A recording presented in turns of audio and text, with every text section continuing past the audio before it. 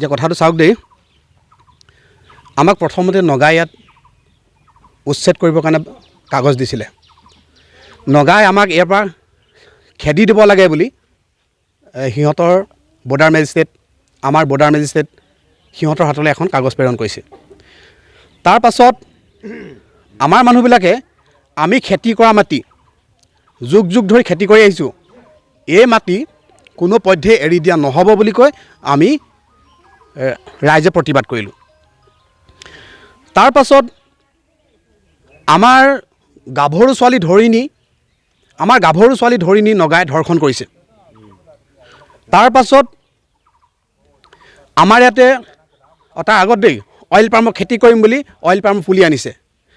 তাৰ পাছত আমাৰ মানুহবিলাকৰ ঘৰত গৈ পিনি কাজিয়া কৰিছে, হাতত বন্দুক লৈ গৈছে, মানুহক মাৰপিট কৰিছে। মাৰপিট কৰোঁতে প্ৰশ্ন চাই উত্তৰ দিয়া হৈছে, নগাকো আমাৰ মানুহে ঠেলাঠেলি কৰিছে। কিন্তু আমাৰ চৰকাৰে আমাক এটা কথা কয়, আইন আছে, আপোনালোকে নীতি নিয়মৰ মাজত থাকক, আইন মানি থাকক, আইনমতে যাব, আপোনালোকে কোনো পধ্যে আইন হাতত নল'ব, এনেকৈ কয়। কিন্তু নগাই আকৌ তাৰ ছবিখন উল্টা, নগাইতো কোনোদিন আইন নামানে। আজি ইমানখিনি ঘটনা হৈ থকা পাছত আপোনালোকৰ সন্মুখতে দেখিলে এতিয়া RCC এটা ঘৰ বনাবলৈ লৈছে। মই নগা দুজনক সুধিলোঁ, দুইজনৰ কথা উল্টা পুল্টা। এজনে ক'লে অফিচৰ ঘৰ হ'ব, অফিচ ষ্টাফ ঘৰ বুলি ক'লে, আৰু এজনে ক'লে গুদাম ঘৰ বুলি ক'লে, আৰু এজনে ক'লে এই কি নাম আছিলে নাজানো, চকীদাৰ কয় নেকি, এইটো হেৰি বনাইছে বুলি ক'লে, এইটো এনেকৈ কিবা এটা হ'ল বনাইছে এনেকৈ ক'লে। মিস্ত্ৰীকেইটা সুধিলোঁ, মিস্ত্ৰীকেইটা কৈছে যে আমাক ড্ৰয়িংটো দিছে, বনাইছোঁ এনেকৈ, তাৰমানে প্ৰকৃততে RCC বিল্ডিং বনাবলৈ লোৱাটোকে হয়। কিন্তু এটা কথা উচিত, আমাৰ চৰকাৰে সিহঁতক বাধা দিয়ে নিদিয়ে নাজানো, কিন্তু ৰাইজে কিন্তু বাধা দিয়েটো খাটাং। কাৰণ এটা কাৰণেই খাটাং, মেৰাপানীত সেইদিনাখন আমি কৈ থোৱা আছে, নগাই যদি আমাক ঘৰত গৈ বন্দুক লৈ মাৰে, নগাই যদি আমাক ঘৰত গৈ বন্দুক হাতত লৈ যদি আমাৰ মানুহবিলাকক যদি অত্যাচাৰ কৰে, নগাই যদি হাতত বন্দুক লৈ আমাৰ ঘৰৰ কুকুৰাটো যদি মাৰি আনে, নগাই যদি হাতত বন্দুক লৈ আমাৰ কুকুৰটো যদি মাৰি আনে, তেতিয়াহ'লে কি আমি অকল সেই আমাৰ অসম চৰকাৰৰ যিবিলাক প্ৰতিনিধি, আমাৰ জিলা প্ৰশাসনৰ যিবিলাক বিষয়ববীয়া, আইন আছে কৈ থাকে কি আমি সেই আইনখন মানি থাকিম নেকি? আজি বৰ্ডাৰ মেজিষ্ট্ৰেট ৰাতুল ৰয়ক ফোন কৰিছোঁ, দুবাৰকৈ ফোন কৰিছোঁ, ফোন ৰিচিভ কৰা নাই। এটা ঘটনা ঘটিছে ইয়াত, ফোনটো কিয় ৰিচিভ কৰা নাই তেখেতে? নে নগালে ভয় কৰে?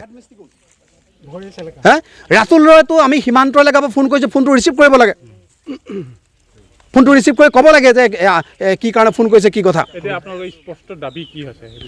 স্পষ্ট দাবী হৈছে কি, ইয়াত যিটো ঘৰ বনাবলৈ লৈছে সিহঁতে, আমি ঘৰ বনাবলৈ নিদিওঁ। কাৰণ যদিহে সিহঁতৰ আইন আছে, আমাৰো আইন আছে, যদিহে সিহঁতে আইন নামানে, আমিও আইন নামানো, যদি সিহঁতে হাতত বন্দুক লৈ আমাক মাৰিবলৈ গৈছে, আমি কিন্তু জেউৰা খুঁটিলৈ খেদি পঠিয়াইছোঁ। যদি সিহঁতে এবাৰ কাম কৰিবলৈ আহে, আমাৰ জনসাধাৰণৰ, আমাৰ আদিবাসী ভাইসকলৰ, আমাৰ বড়ো ভাইসকলৰ, আমাৰ ট্ৰাইবেল মানুহসকলৰ, আমাৰ আহোম চুতীয়াসকলৰ প্ৰত্যেক জাতীয় এটা নিজৰ অস্ত্ৰ আছে। কিন্তু আইন যদি নামানে, আমিও আইন নামানো, এই কথাটো স্পষ্ট। কিন্তু আমাৰ মাটিত কোনো পধ্যে নগাৰ ঘৰ সাজিবলৈ দিয়া নহ'ব, CRP কেম্পৰ সন্মুখতে দেই, CRP কেম্পৰ সন্মুখত নগাই আহি ঘৰ বনায়, আকৌ CRP আমাক কয় তহঁতি গেটৰ বাহিৰলৈ যা। বাহ, কি এখন আইন! CRP আমাক কয় তহঁতি গেটৰ বাহিৰলৈ যা, নগাই আকৌ গেটৰ ভিতৰত আহি পিনি ঘৰ বনাবহি, আমাক ক'ব কি তহঁতি গেটৰ বাহিৰলৈ যা। এইটো এটা কি আমাৰ প্ৰশাসন? আমাৰ পকেটৰ পৰা দৰমহা দিছোঁ সিহঁতক, আমাৰ পকেটৰ পৰা দৰমহা দি সিহঁতক মাহে ল'ৰা ছোৱালী চাবৰ কাৰণে পইচা দিছোঁ, আমাৰ সুৰক্ষিতৰ কাৰণে সিহঁতক পইচা দিছোঁ।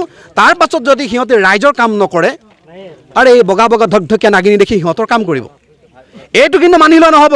কোনো পধ্যে ঘৰ বনাবলৈ নিদিওঁ ইয়াত। যোৱা 25 চনৰ 22 মাৰ্চৰ দিনাখনৰ পৰা যি নগাই আমাক মানে খেতি নকৰা কাগজ বন্ধ কৰিছিল, ঠিক তেনেকৈ আমি কেইবাটাও আমাক ঘাট প্ৰতিঘাত আমাক সন্মুখীন কৰাইছিল।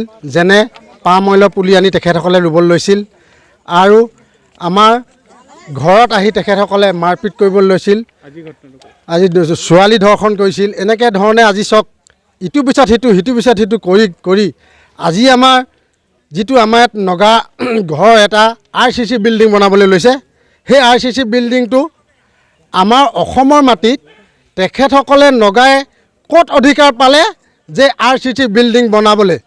আমি সেই সময়ত আমি ঘৰটো ভাঙি থকা দেখিছিলোঁ। আমি যে RCC বিল্ডিং বনাব মানে কি বিল্ডিং বনাব আমি নাজানো, কিন্তু হঠাৎ আজি আমাৰ 2-4জনে গাঁৱৰ মানুহে দেখিলে যে তাত গাঁত খান্দি আছে। তাৰপিছত আমি পৰামৰ্শ কৰিলোঁহি মিস্ত্ৰীবিলাকৰ লগত, নহয় বোলে এইটো এটা RCC গুদাম বনাবলৈ আমাক অৰ্ডাৰ দিছে, আমি সেইটো কাৰণে বনাবলৈ কাম আৰম্ভ কৰিছোঁ।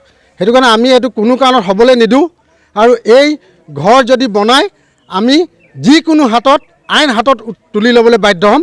ধন্যবাদ।